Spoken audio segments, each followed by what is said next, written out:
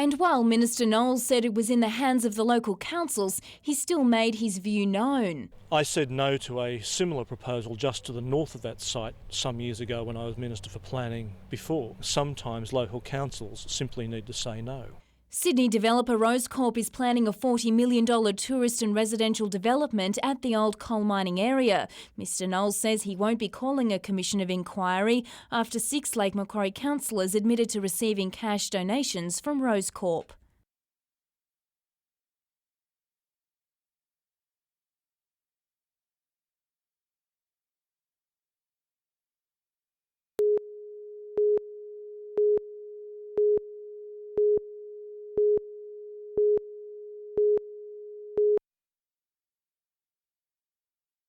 Forget about any reality television show.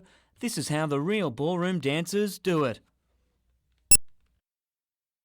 Wallsend High Year 9 student Nikki Blanche and Cameron Nix from Maitland High came together as a dancing pair 18 months ago and since then have won just about everything on the junior ballroom scene.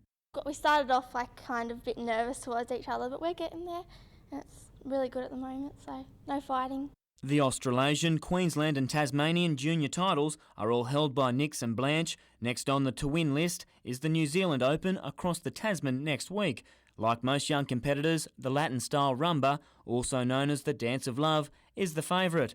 However, to be competitive at the national and international level, they need to be technically correct and look good, performing everything from the salsa to the tango and waltz. Nikki and I, it's like a good thing because we connect, and some couples don't really connect and it actually shows on the floor, so since we connect, it's really good. And according to 15-year-old Cameron, ballroom dancing is not a bad way to impress the young ladies. Yeah, they're more attracted to a bloke that dances than a guy that actually plays rugby or any of that, so yeah. Todd Nardi, NBN News.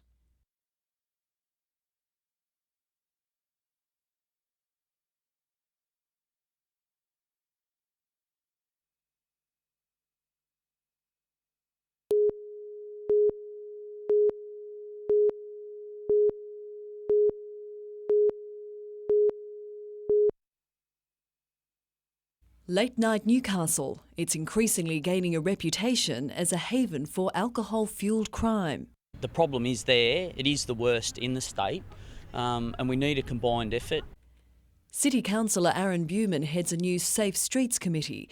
It'll stage a public rally next Monday with licensed premises and police numbers set to be key concerns. The idea of the game is to hopefully get the Minister to realise that, hey, we have got a huge problem here. The residents' action coincides with a fresh call to reopen the mall to traffic. Councillor Barbara Gaudry is behind the push, claiming it would help to make the streets safer. I think it is time for action. I think the mall will be, or have the perception also of being a much safer place if we have people in the mall. Councillor Gaudry's plan would reintroduce only one-way traffic flow at a reduced speed. The Newcastle Alliance, representing businesses, hasn't yet determined a stance on the call. Instead, it's just about to engage consultants for its own strategic plan. We're not experts in traffic in the mall, so really we need to defer to consultants to give us some idea about whether or not that would be useful for us and a positive for the city. The Alliance expects a report by Christmas. Natasha Bayersdorf, NBN News.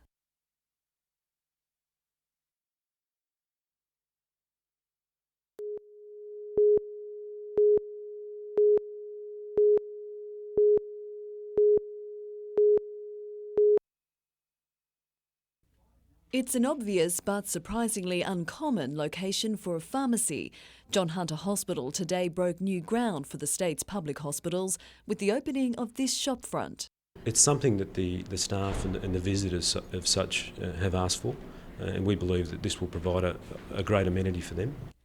Doc's Pharmacy has added the John Hunter operation to its city businesses, offering services to hospital visitors and staff.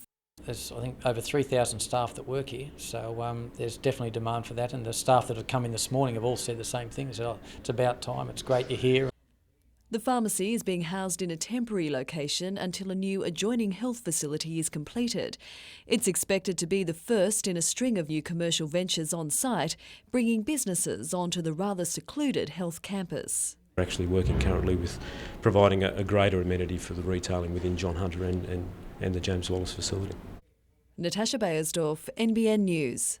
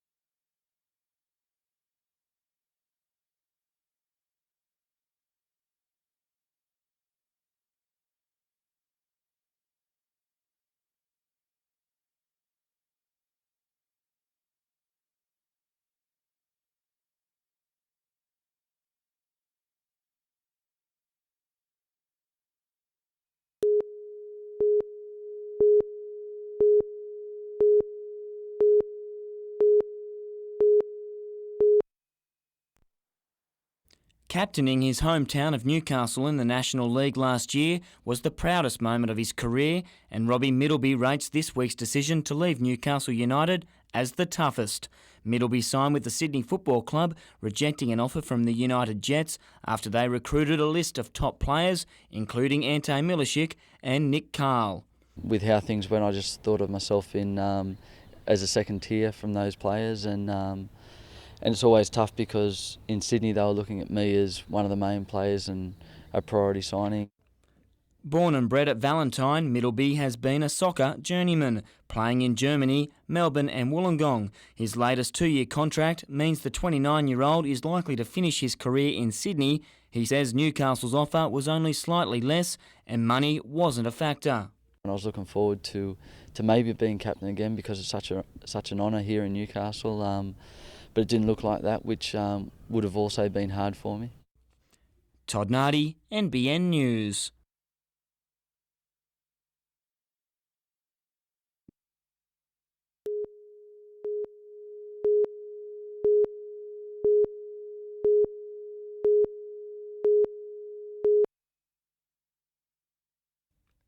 An amateur career of success and frustration in almost equal measures has come to an end for Jamie Pittman. He'll enter the professional ranks as a Commonwealth Games gold medalist, but the Olympics will always be a bitter memory after controversially missing selection for Sydney 2000 and being eliminated in the early rounds at Athens. Yeah, that's right, in the last 10 seconds, and I keep watching it at home and hoping it'll change and go, oh yeah, I won, but no, it doesn't change. Pittman says turning pro is something he's thought about for a number of years, and it will happen this Friday night when the 23-year-old goes up against 34-year-old veteran Sean Connell in Sydney. The switch to professional means the former Australian Olympic boxing team captain will relocate to the Central Coast, but Pittman says he'll still be a Novocastrian, and who would argue? Always be a Newcastle boy and a Shortland boy, but this is the best place to train in Australia for me. Todd Nardi, NBN News.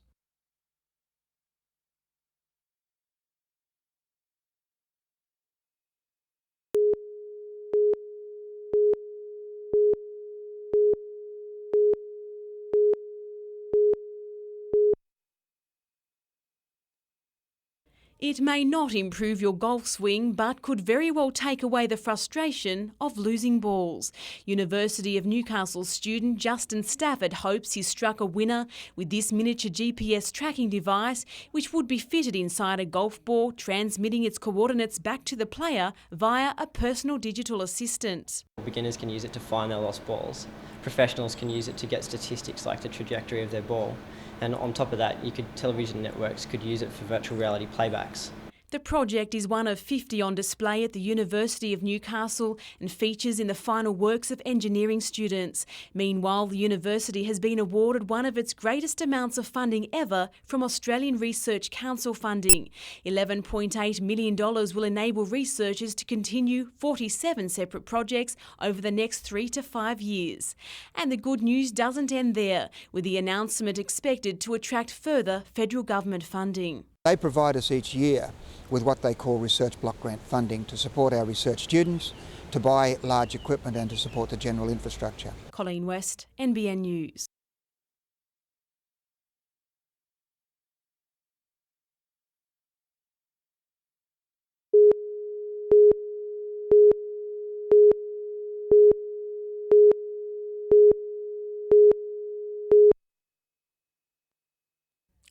Day one of training for the Waratahs, but Ewan McKenzie was already concentrating on the first trial match against Queensland. On the way to Brisbane, the Tahs will tour country New South Wales, including an all-important session with the ball at Singleton. This will actually be our main training session on the road, so it'll be pretty important. It'll be pretty tough hit out here, so so it is a key part, and we've got to make sure we get that right. With the Singleton Rugby Club facilities given the thumbs up, the full Waratahs squad, including Wallabies players, will be there on February the 1st for training and a barbecue. Good for the schools, good for the juniors. We'll try and get them involved as much as we can in amongst their training day. It will be the second annual Waratahs Country Tour, a concept to help lift the Super 12 side's profile in the bush. The Waratahs have named a 36-man squad for next season, including 10 new names. High-profile league player Braith Anasta was not among them, despite the Tahs' best efforts. We spent some time obviously exploring that option for 2005, but it's clearly not an option for 2005, so we stopped exploring it. Todd Nardi, NBN News.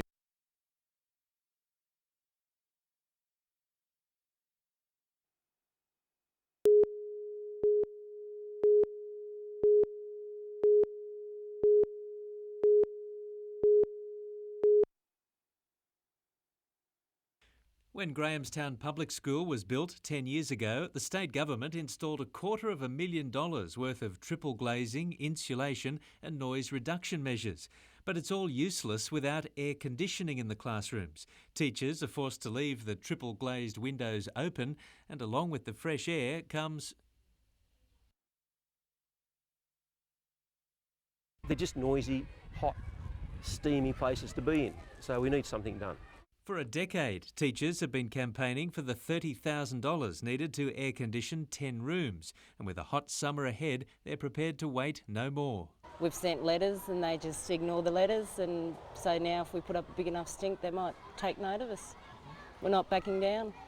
Despite shelling out for noise measures in nearby schools, federal member Bob Baldwin says Grahamstown is a state responsibility, while state member John Bartlett says if the feds can spend $36 million reducing noise at 16 schools in Sydney, why not another one in the Hunter?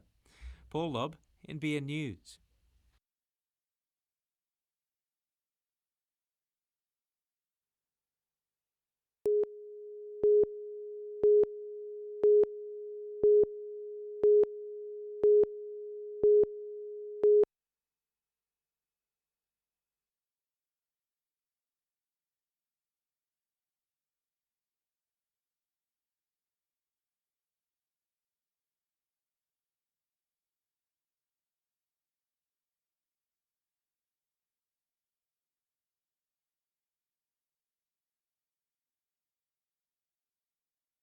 I hope they're all stoked, like seriously, I've done this for my country and for all South America, and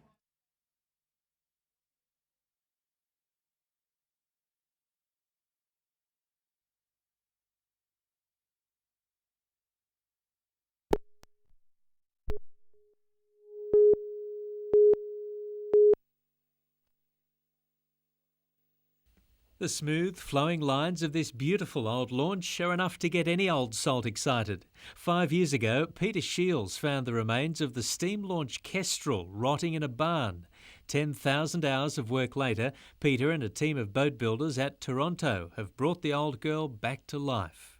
Asked me to go and look at this boat in a barn down near Dural, so we went down there and there was the Kestrel in a very decrepit state, covered with chickens and God knows what, and decided that she was restorable. It was a passenger boat on the Hawkesbury out at work around Brooklyn. Did do some time on Sydney Harbour, around Cabarita. The job has taken old world traditional timber work, painstaking varnishing and Peter's boiler-making skills. Built the boiler myself. It's a side-fired boiler, coal-fired boiler, and the engine is a copy of an English Vosper, Portsmouth, England. I bought it incomplete many years ago and finished it off. But the rest of the engineering inside I've done myself. The 32-footer with its Cowrie hull and cedar cabin hasn't looked better since it was first launched in 1895. The craft will be relaunched in a couple of weeks and will be a star attraction at next year's Heritage Afloat Festival at Toronto. Love it. All I can do now is enjoy it. Paul Lobb, NBN News.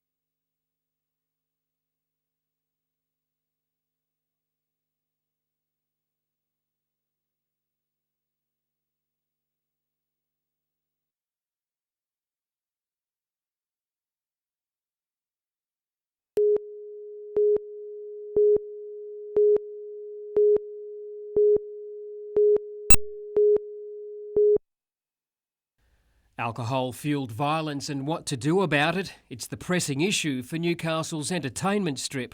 Frustrated business owners say more police, a ban on new liquor licences and stopping entry to clubs and pubs at 1 a.m. is the answer.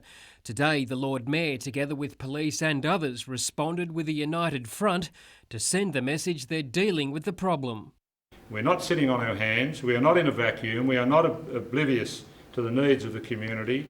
Police say the solution is not more police and not theirs alone. The city's licensees will be forking out for a 16-week trial of private security guards who will act as the eyes and ears for police. When required, the security guards who will be working in pairs will use reasonable force to deal with antisocial behaviour. Special buses will also be used to get people home in the early hours. Meanwhile, police have responded to claims that the incidence of assault in Newcastle is much worse than crime statistics figures would have us believe. If we had issues like 40 assaults a day, which is actually what the representation has been, we'd have major problems in this city. But be rest assured, reported crime in assaults has seen a downturn since 2002. Blake Doyle, NBN News.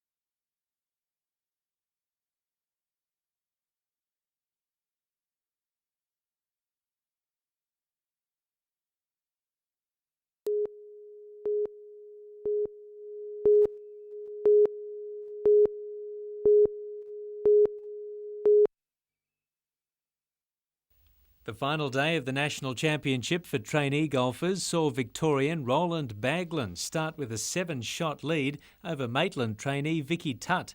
Sydney trainee Scott Fisher started 1 stroke behind. But the first hole didn't go entirely to plan for the lead group, with Tutt finding her way into the rough before Baglan lost his ball altogether. The leader finished with a bogey on the first and a double on the third to kiss his lead goodbye. It all fell into place though for Charlestown's Mark Gilson, who found his rhythm on the Fern Bay course to win the event, along with the $9,000 winner's purse and a berth in next week's Australian PGA at Coolum.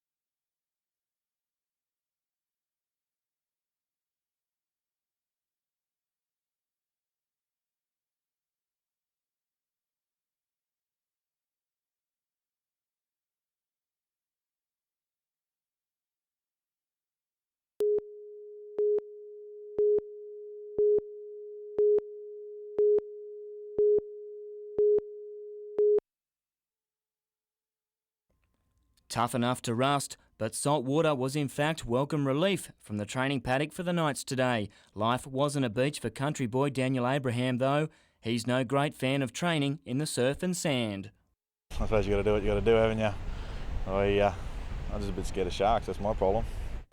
But it's the type of low-impact training that has been designed for players like Abraham. On doctor's orders, the back rower has been restricted from running for another 4 weeks, still recovering from an ankle operation 3 months ago. And I want to get a spot on tour. I don't want to come back early like we did last time, and if I re-break it again, I probably won't play any next year. So. And while competitive juices flowed, if there was ever a fish out of water today, it was poor old Kirk Reynoldson. Understandably, the Bushrangers' surf skills are a bit rusty after 3 years at the Melbourne Storm. Todd Nardi, NBN News.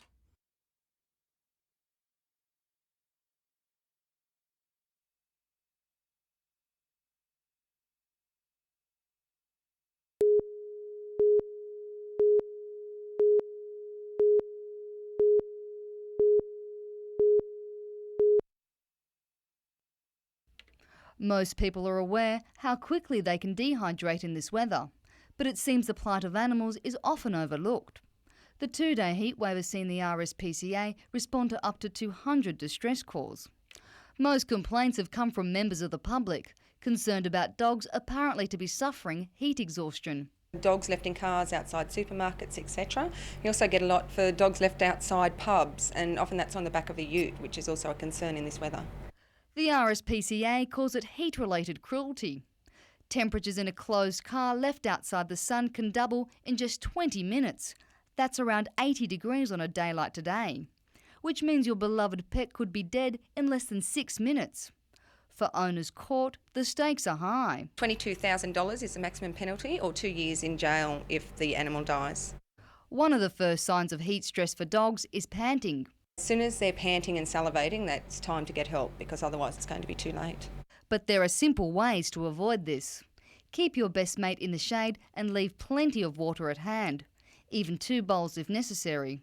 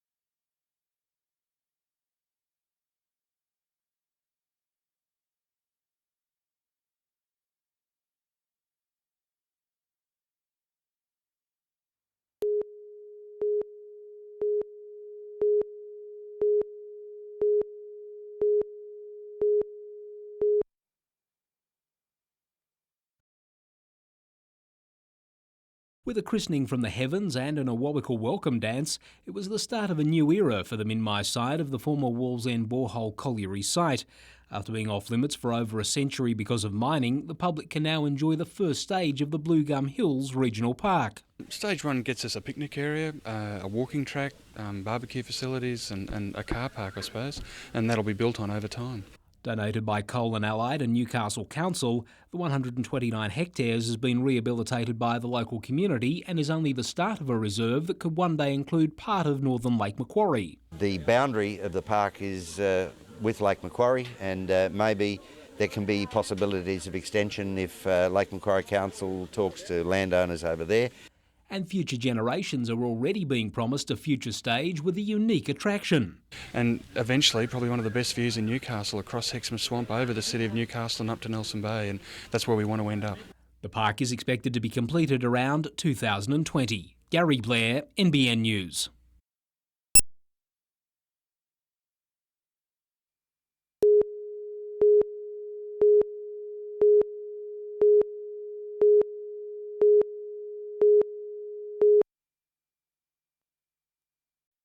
This facility at Warrabrook is the first port of call for all mail out of the Hunter.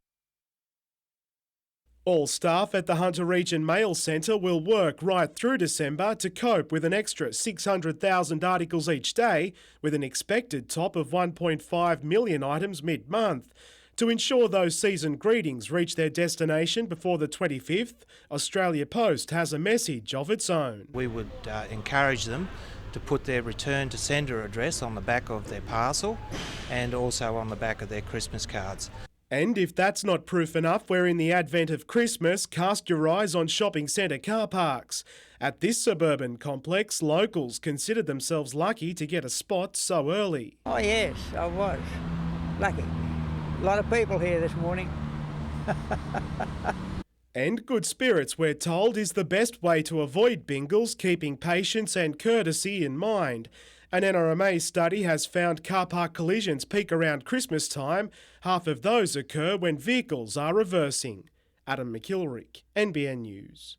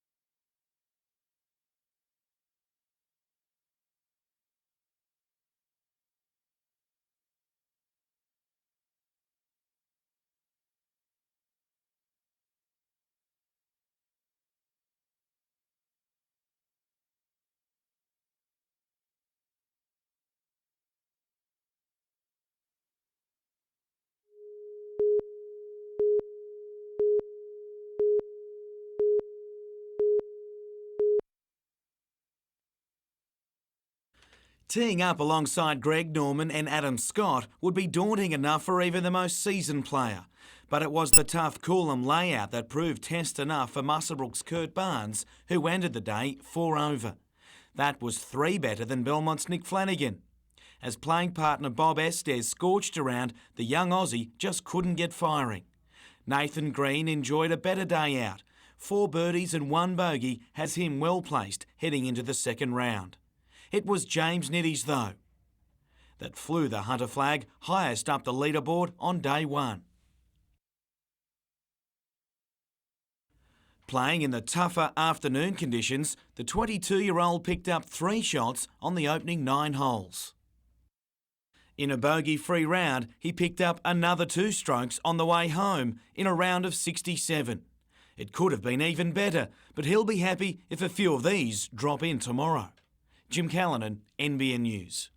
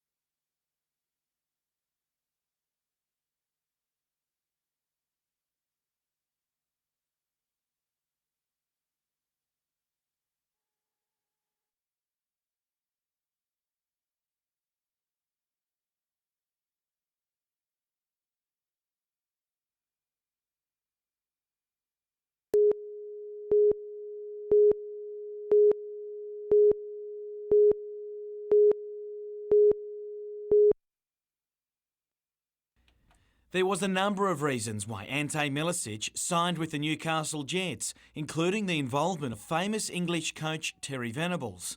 While it's still unconfirmed if El Tel will arrive, it's hardly a deal-breaker should he not for the talented striker. Obviously, if he came, you could say it was a bonus, but it hasn't changed my opinion. Fresh from a successful 9-month stint in the Malaysian League where he booted home 18 goals, Milicic knocked back more money to remain in Asia, but still arrived today as the club's marquee buy.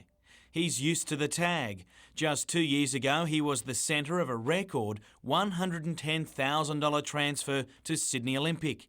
It worked for them with a match-winning grand final performance. I don't mind that, I'm quite happy to say that's my job, to score goals, and I'm very confident that I'll be amongst the goals again with Newcastle.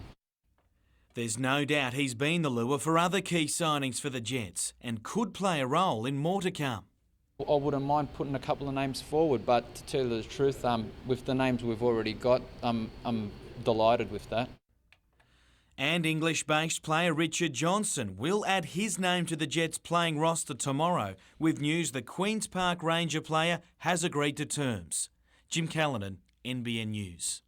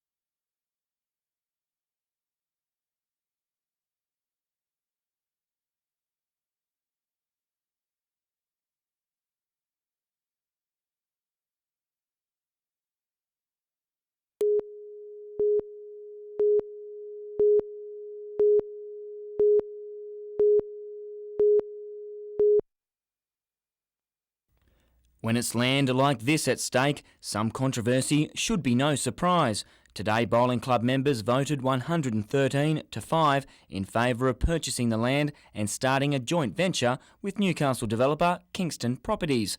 It came despite opposition from nearby Burwood Road residents. What we've done today is probably secured the future of this club for the next 100 years. The Burwood Colliery Bowling Club has been leasing the Crown land. It sees the purchase and funds from future on-site development as the only way to save the ageing facility. The basic thing that we're after is a new bowling club, new bowling greens, and believe you me, this club will always be a bowling club. The club says, along with improved facilities for members, a motel, hotel or resort could be built on the site. And the most likely type of development is some sort of retirement village or some sort of tourism facility. There could be increased traffic along the road, issues that come with licensing and liquor. Todd Nardi, NBN News.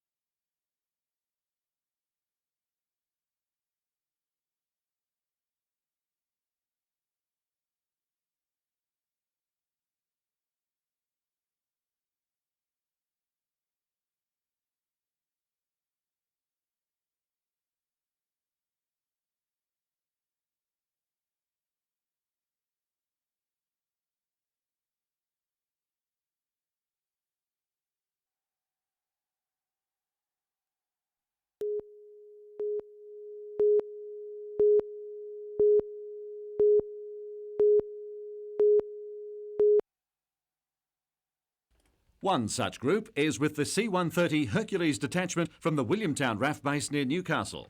They'll miss the squeals of delight from children on Christmas morning, the hugs and kisses of loved ones, and a beer or shardy with family and friends, like Flight Sergeant Ross O'Brien from headquarters in Baghdad. I'd like to say Merry Christmas to my wife Debbie, my daughter Sally, and my two sons Gary and Kevin, and to the rest of my family and friends in the Newcastle area. All the best for Christmas and have a safe and happy new year, and I'll see you in a couple of months. Cheers. Just like to say a quick hello to all my family and everybody back at home in Australia, and a special g'day to my three ladies. You know who you are. My love and best wishes for Christmas, and I'll see you shortly. I'd like to say hi to my family and all the guys I live with, everyone back at the base. Have a Merry Christmas, and I'll see you when I get back. See ya. I'd like to say hello to my beautiful fiancée Nikki and say Merry Christmas to all my family and friends in Newcastle. For mums, it is even more of a wrench to be separated from children on Christmas morning, like Corporal Karen Schick. I'd like to say Merry Christmas to my other half Mel, my children Cadence and Pierce. Sorry I can't be with you. Love yous all. See you soon. Just Bye. say good day to my wife Al and kids. Merry Christmas. Take care. Love yous. Just wishing everybody back home, my partner Alison and my parents, Merry Christmas, and hope everything's fine back there. My sister Rosie, hang in there bud, everything's going good. The Padre, myself, my CO, everybody's thinking of you and we're all praying for you. Just hang in there mate, I'll see you soon. While they won't be home for Christmas, there is consolation in the fact that they will be back by February.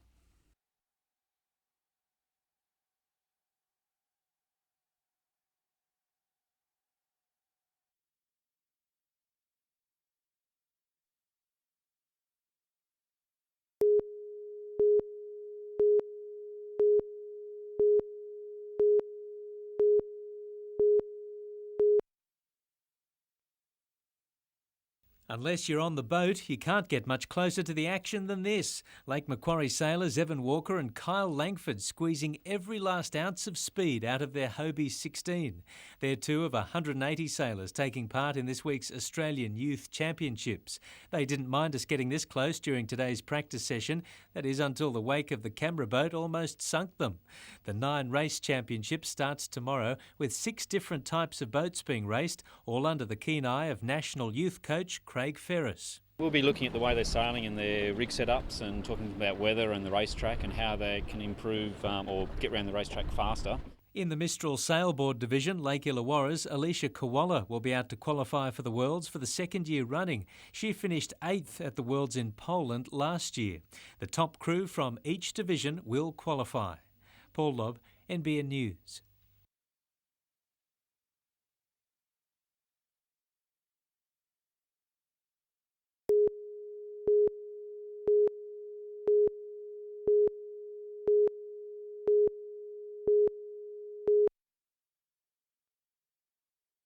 Take all the water that fills the Lambton pools and times it by 14. That's how much H2O has been saved by the 2,500 homes that had water-saving devices fitted during the last 12 months.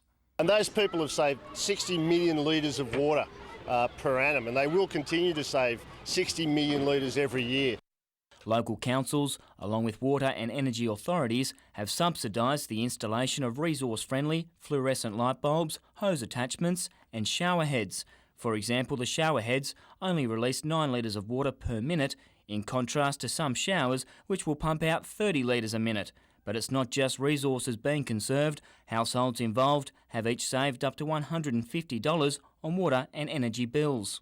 So every litre you save actually saves electricity or gas as well, because you don't have to heat as much water. People can have the devices fitted in their homes by ringing 1800 815 727. Todd Nardi, NBN News.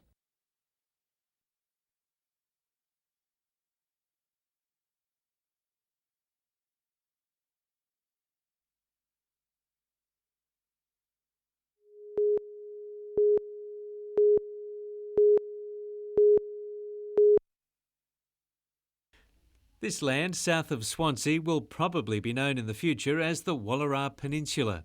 600 hectares of bushland between Swansea, Caves Beach, Cams Wharf and Catherine Hill Bay is about to be developed for housing by the Lensworth Company.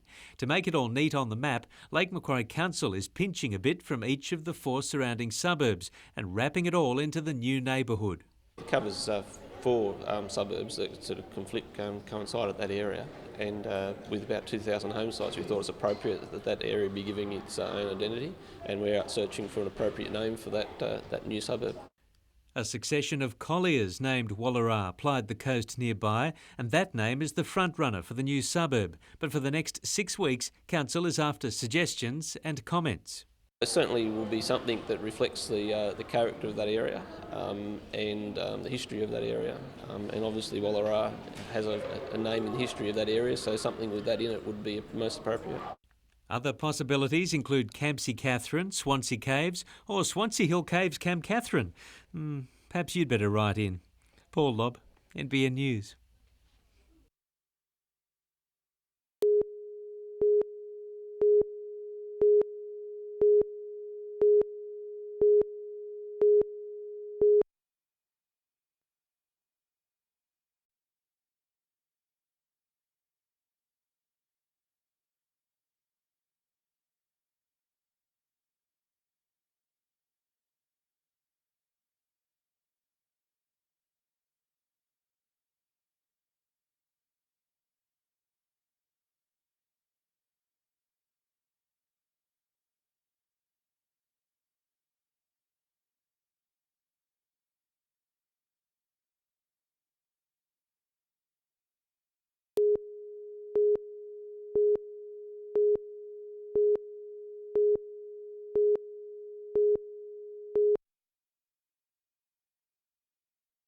One of Newcastle's most photographed attractions, this is the fountain in Civic Park as you've never seen or heard it before.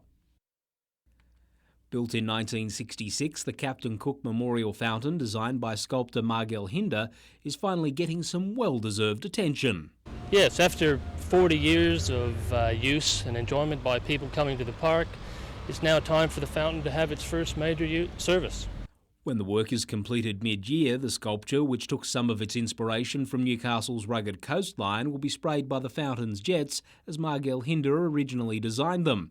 Water quality in the reflection pool will improve and the paved surrounds made less attractive to skateboarders. One of the features of that new paving will be to try and inhibit, I suppose, the active use of skateboarding around it, and that is to make sure the paving obviously lasts as long as it possibly can.